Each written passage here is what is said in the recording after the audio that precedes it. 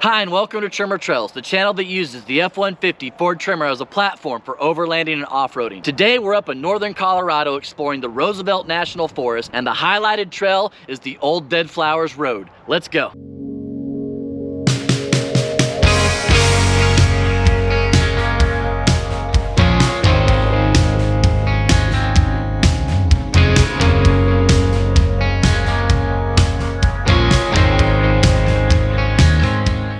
Old Flower Roads, the closest major city is going to be Fort Collins, Colorado. It's going to be about 12 miles, going to be 2 to 2.5 hours to get this one done. The road itself is just going to have some dirt, small rock gardens, and a bunch of deep ruts with a little bit of mud here and there. Nothing major. The only mode I used was 4-high mud and ruts. The highlights are going to be the broad vistas and really the aftermath of the High Park fire. This was the second largest fire in Colorado, and so it opened up a lot of views. Please remember that our cameras have stabilizers on them, so the hills are not going to appear as steep and the bumps are not going to be as rough. Also remember that we review this trail and every trail at the end of our video, so check that out. Let's go.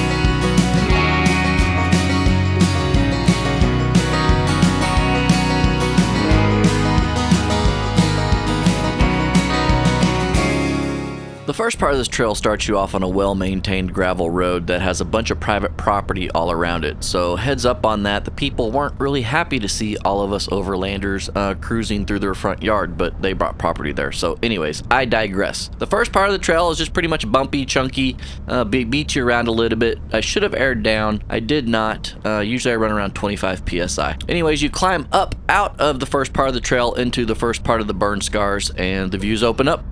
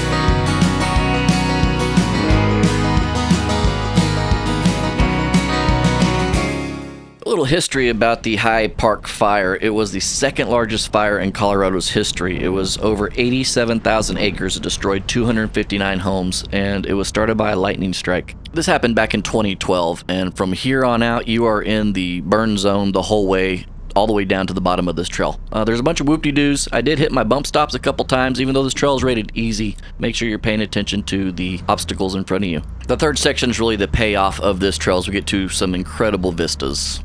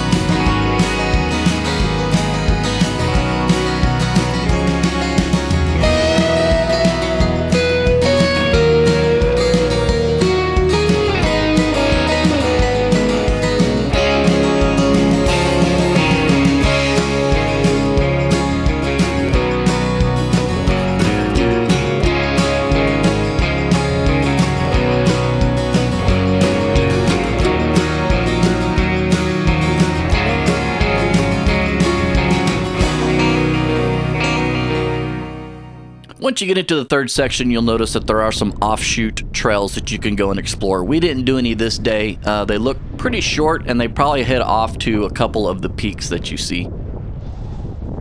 All in all, this is a really good shakedown trail, and I've actually enjoyed doing it. Really, the back part of this trail is where you get the most scenic views, and that's what's going to happen right now as we head down and finish this thing up. Let's go.